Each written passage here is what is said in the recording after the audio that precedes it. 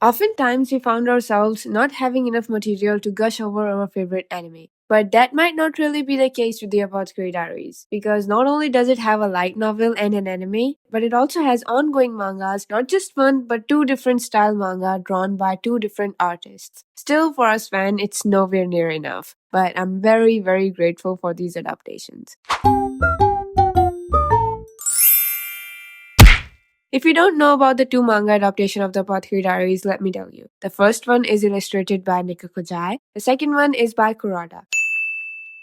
I love both the art style, but if I had to choose one, like if someone asked me to choose while holding my cats as hostages, I would choose the one by Nekokurage. Not just because it's the original one, but also because I'm so used to seeing them like that. And it's kind of more similar to the anime style. It's not like we have to choose, but I'm going to show you both the mangas and their art style. I'm also going to discuss which one follows more lines from the light novel a bit more than the other by going through a scene that is originally written in the light novel. But do keep in mind that the story is the same. There is no changes in the plots, just some minor adjustment or rather updates with the dialogues.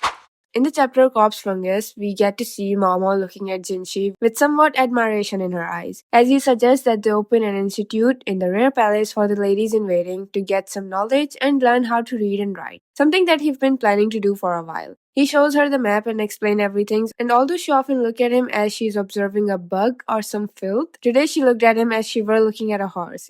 It was the sign of how much she liked that idea. But for some reason, Jinshi and Gaoshun both felt kind of off. Notice how Nekokurage did a really dramatic shock background that we have also seen in the anime, and the way Kurata draw it, they look more worried somehow. Even Gaoshun asked her if she was feeling unwell, so she allowed her eyes to drop, changing her expression to a more skeptical one, and Jinshi let out a relieved breath, confirming that he is a masochist. But he looks so cute in both the style. However, Maomao's glare in this one was really something. And it's a fact that Jinshi as a handsome man look really good in both art style. But which one of them have drawn him better as a pretty woman? That's to decide. Alright, so we know that rumors have a way of evolving, growing into a legend, and even myths over time. This was something Maomao was discovering firsthand. Jinshi, on one of his visits to the Jade Pavilion, was inquiring about such legend. Have you heard of the outwardly beauty who was said to cry tears of pearls? He asked with a face as serious as ever. Consort Gyokyo had to hold back a laugh. One might never knew what Jinshi was about to say next. Basically, Jinshi was referring to an old story about a woman from a pleasure district known for her beauty like a moon spirit, and he was asking Mama if she knew who this woman might have been, as it was a request of a very important envoy whose great-grandfather had passed down the stories of a radiant woman in a faraway land, and naturally the envoy remained fascinated by her. Though this request seemed almost impossible, it was diplomatic and Jinshi had turned to Mama, knowing her knowledge of the pleasure district might provide some answers. I realize the story is decades old, Jinshi said. This woman might be quite elderly, if she's alive at all. Oh, she's alive? Mama replied flatly. His response in the light novel is described as Jinshi's mouth fell open slightly in surprise, as did Gaoshun's, though Gyokyo's eyes lit up with interest. Even the head of her ladies in waiting, who was standing right there, sighed at her mistress' enthusiasm.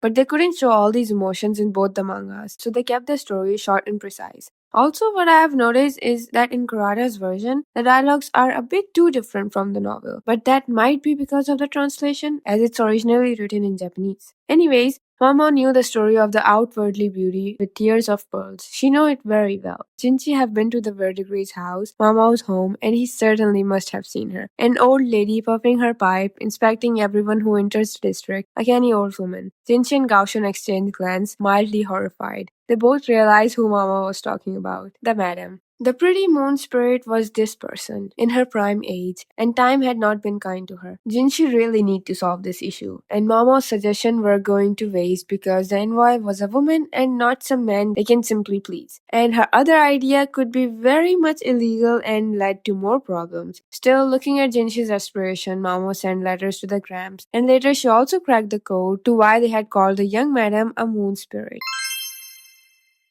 In Kurata's version, his desperation isn't explained or drawn, but in Nekokurage's version, we clearly see him stressing out. Now the only thing left was to find a tall, beautiful woman. After the madam came, Maomao showed the painting of her as a moon spirit to Jinshi and Gaoshun, and they stared at it. The person who had made the painting had done an amazing job. She looked beautiful, as if she was surrounded by some lights, appearing as the moon and the stars were right there with her. They couldn't find anyone like that, so Gaoshun asked Jinshi, "Should I attempt to find someone who looks like this? Or should we find someone with the same height?" Hoping to help, Maomao said at the time the madam was about 175 centimeters tall. The madam was much smaller now than she used to be, although she was still taller than Mama. To be quite honest, it was going to be difficult to find someone so tall who also looked like the woman in the picture. Mama suggested, finding someone the right height, even if her face doesn't quite look like the picture. Are there really that many women like that around? Jinshi asked. Not only tall, but beautiful as well. It was a high bar. The envoys that were coming to visit were tall themselves and might have taken someone of Maomao's size to be nothing more than a child. They were not only tall, but also very good looking. So they have to find someone pretty and tall. Mama glanced at the eunuch sitting right there in front of her. A moment passed and Jinshi looked at her puzzled. What is it? Oh no, I was just thinking we have someone quite suited to do the part. He didn't quite get it, asking if it was some courtesan. No, sir, I'm afraid there's no one tall enough at the Verdigrease house. She replied again. A beautiful, almost 2 meters tall though. Mama could think of one. She stared hard at Jinshi.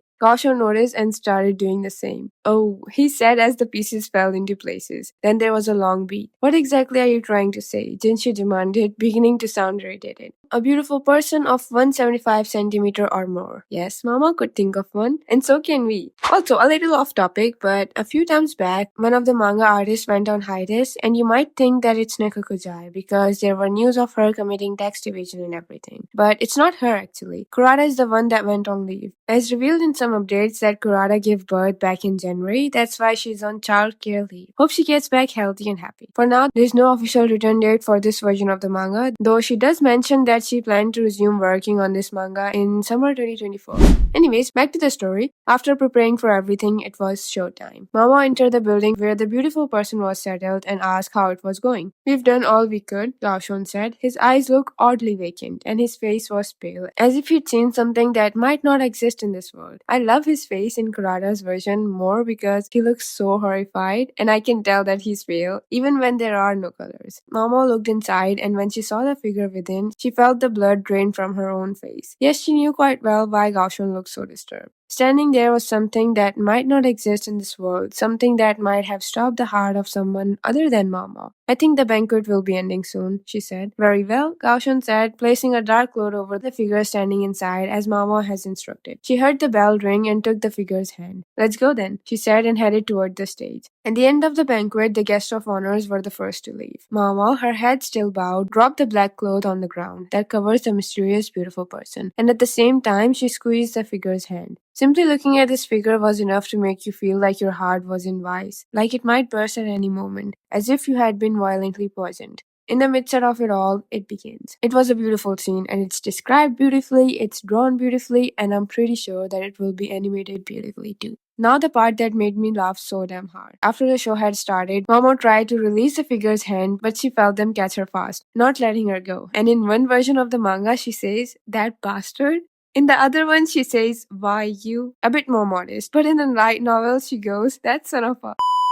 The person didn't let go of her hand, and she was left with no choice but to walk alongside, trying to make herself as less visible as possible. As everyone watched, the beauty raised their hand, their lips curved into a smile, more alluring than anyone had ever seen. The wind caught the scarf, and the willow branches shook as if to conceal the beauty. No sooner did the onlookers wonder where the petals had come from, the nymph was gone. And that's how and why Jinshi had dressed up as a beautiful woman and danced elegantly in the moonlight. And after his outstanding show, he had to swim under the pound to get out of the sight safe and sound. "I did what you told me." His voice was laced with annoyance. He was wrapped in a cloth and was soaking wet. He let his hairs down, leaving it looking rather unusual. "We've done all we can. However, it turns out I hardly care." He was rubbing his face with a handkerchief. "My hair is still wet." He sounded a bit put out. Normally, Soren would have helped dry it out for him, but she wasn't here. I also noticed the dub of the enemy sounds so much like the original manga, with him getting attention by "hey" rather than addressing people without actually addressing them. Like here in the manga, he says, "Hey, my hairs are still wet," to no one in particular, and in this version, he didn't try to get attention with that, but instead he goes, "Heavens, my hair is still soaked." However, none of them changed the idea that portrays him being a dramatic character, but still. Then Gaoshun looked at Maomao. He was always trying to get her to handle things. It was such a headache. Let him dry his own hairs, she thought, and finally took a fresh towel and began wiping Jinshi's head. Other noticeable difference is in the names, or the way that they are pronounced or written. In one version, it's Rinchi-sama, instead of the usual Master Jinshi. So they have sometimes used the pinyin or romanized Chinese character pronunciation for some names and have written them in the same way. Also, it makes me wonder if one version follows the web novel instead of the light novel, since I have heard that the web novels have also used all the Chinese names. But I haven't read the web novel, so I can't say. Nevertheless, it's written beautifully. This was the scene from two different mangas. Tell me which one you prefer more. Credits to the writers and the artists. Salute to them for working hard. There were many more scenes that were slightly different, so if you haven't read any one of these adaptations, give it a try soon. In the meantime, take care of yourself and goodbye. No, you'll never be the same. I don't really wanna hurt you, but I can't control the pain. If you're sticking by my side, maybe we could be okay. Okay, maybe you could be the change.